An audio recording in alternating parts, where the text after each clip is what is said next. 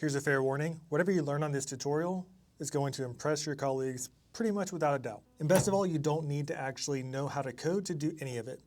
Instead, all you have to do is just follow instructions. In this video, we're going to do a couple of different things to add timestamps. So for example, whenever we add a task to the list, we're going to have a timestamp appear under task added. And when we change the status to pending, a timestamp will appear under task started. And when we change the status to done, a timestamp will appear under task completed. And the best part of these automation codes is it will work for various projects regardless of what you're doing. So for example, here we have my task list, and this is something that I build and use at work. And the only thing you're not seeing on this version is the done tabs are not automatically moving to the done tab, and the recurring tasks are not automatically being added to the task list each day.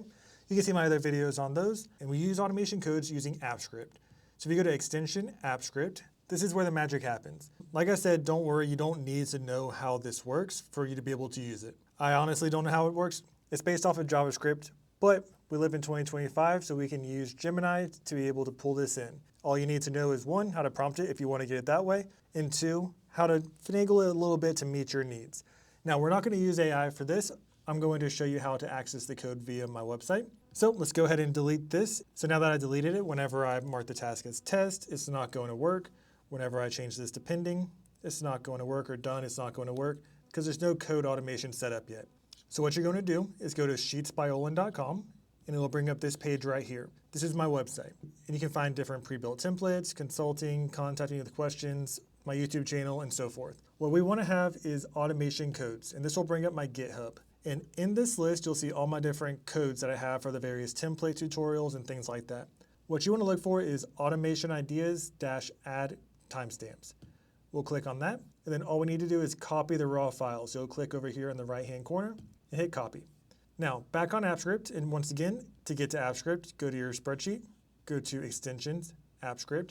If you see an error message pop up saying that it can't access it, odds are you're logged into multiple Google accounts at one time. And since AppScript is based off of the entire Google Drive, not just Sheets, you need to make sure you're logged into one at a time. All right, so once you're in here, you should see something along the lines of this. It will say something up here, then it will have a function, my function, untitled, and that's it. What we'll do is we'll go ahead and delete what's currently there, paste what you just copied, change the name. So let's go ahead and rename this as timestamps.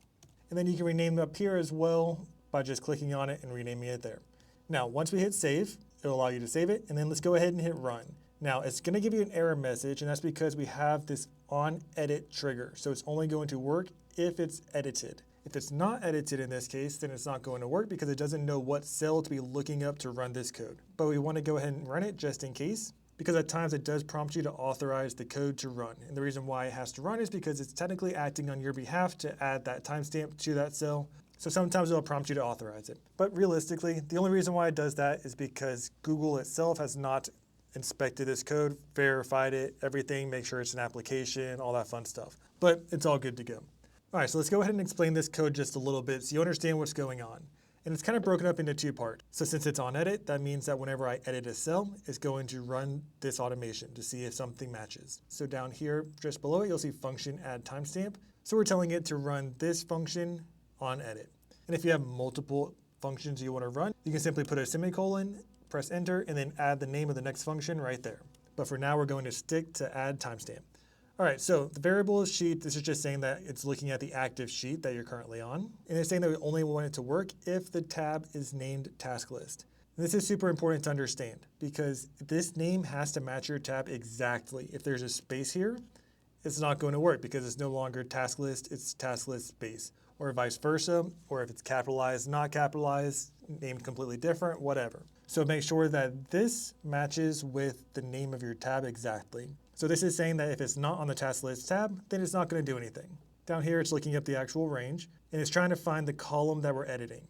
So just below this, I have an if statement. So if column is equal to 3, and this double equal sign is equal to, and then 3 is the number that it wants to look at. So typically we think of columns as A, B, C.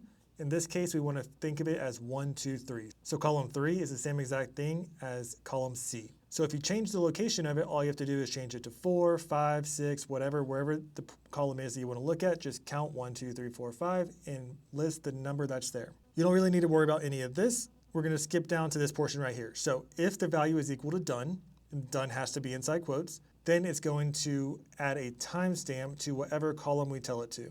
So I counted out 12. So if we go back to our task tracker, we have 1, 2, 3, 4, 5, 6, 7, 8, 9, 10, 11, 12. So that's why it's populating in the 12th column. So if it's done, it will populate in the 12th column. Now for pending, we have if the value is equal to pending, once again, inside quotes has to match exactly. Then we want it to go into the 11th column. So one before that, column K is 11. And if you don't have multiple, all you have to do is delete which ones you don't want to have. The biggest thing is to make sure that every section has an open curly bracket and a closed curly bracket. So you can see right here, we have an open and close, and then down here, we have an open and close for this portion. Now this is going based off of a status. Now what if we don't have a status, but we want to have it when the cell is edited at all? So that's where this portion comes into play. So as you can see, this is not the same section as the one right here, and that's because we're trying to tell it different rules. So instead of looking at column 3, we're looking at column 2. And the reason why we're looking at column 2 is because we want it to work where whenever we type text in here, it will populate task added. So similar to last time, the only difference is instead of the value being equal to something, we're having the value is not equal to blank. And if it's not equal to blank, then we're going to keep the same row that we're currently at, and we're going to add a timestamp into column 10. And that's really it. So if we wanted to change this, for example, let's say instead of column 10, let's say we want to add a new one right here. And I'll just say test, for example. Now, if I were to add something, it's going to keep the same column structure as it has before. But we don't want that. We want it to be in the correct column that correlates with the header. So all we have to do is update it to 11. And then once I save that, let's go ahead and try it again. So we'll hit test, and then it should populate in column 11. Same thing with the other one. So let's say instead of done being in column 12, let's say I want that to be in column 10 now. So let's go ahead and save that. And then once I mark a task as done, instead of being over here, now it's going to be right over here. Now, as I mentioned, you can do whatever you want. So let's customize it a little bit as a test. So let's say we want to add it where next week is the prompt. So since we're looking at column 3, we want to go ahead and copy everything here. Make sure to copy the dots ahead of time for the formatting purposes for it to work. We'll go after the last curly brace, press enter, go back to the beginning, and press paste. So now we have 2 of the done, but we don't need done. Instead, we want this to be next week. So I'm going to type next space week, make sure it matches exactly. And let's change this to 12, for example. Now 12, if you remember correctly, we have 1, 2, 3, 4, 5, 6, 7, 8, 9, 10, 11, 12. So it should populate in the task started area. And obviously these are just examples. You want your headers and everything to match up to make sense. All right, so let's go ahead and pick one that we don't have. Let's change this from done to next week, and this should populate right there. Now, one thing to note with this is it overwrites whatever's there. So right now we have a task started of September 27th. If I were to change this to next week, it's going to overwrite this September 27th and put October 21st instead. So that's really it. When it comes to the formatting, I have it set where it only shows the date because I only care about the day really. But if you wanted to show it as the date time, if you're in table form, you can simply click here, go to edit column type, date, date time. And now it's going to show you the date and the time. If you're not in table form, all you have to do is select the range that you want to edit, go to 1, 2, 3, date time. And it does the same exact thing. Now let's say you want to use this code to add a whole new section. So let's say that whenever I have a priority listed as top, then I want to have a timestamp listed in column I. Obviously these are all hypothetical. It doesn't make sense to have that, but we want top, column I. So first thing we need to know is what column number is column I. So 1, 2, 3, 4, 5, 6, 7, 8, 9. Now we're gonna go back here. We wanna create a new section because we want to look at column 4, not column 3 or column 2. So I'm gonna go ahead and select the one for column 3. The reason why I'm choosing that instead of this one is because this one has the equal to already built in as opposed to the not equal to. At the end of the day, it doesn't really matter. Let's go below the existing code and paste it. All right, so we're gonna change column 3 to column 4, and that's because that's where our priorities are at. I'm gonna delete this one for next week. And then right here, where it says done, I'm gonna change that to 2-top, and then we'll change this to 9. Now, if I save this, you're gonna see this error message. And the reason why that error message is there is because I didn't include the closed curly brace. So let's go ahead and close that curly brace, save it, and now let's test it out. And I'm pretty sure this is not going to work, but let's try it out first. So I'm gonna click into it, hit top, and it should populate right there. The reason why it's not going to work is because this one right here has a space on each side of the dash, but over here, I don't have that. So let's add a space to each side of the dash. Let's save it again, and then let's test it out. So let's go ahead and change that to top. All right, so now I'm getting a reference error saying column is not defined. And the reason why is because I have this one right here that's closing this out. So this is outside of the original code for the add timestamp. So all we need to do is cut the code that we currently have, go right underneath, paste it.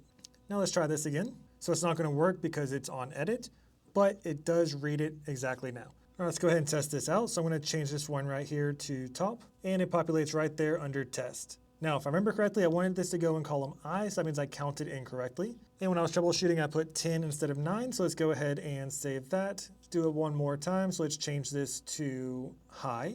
So that way it resets it, because you can't edit and add it to the same one without resetting it. And then let's hit top again. So now it should populate right there. So everything's looking good.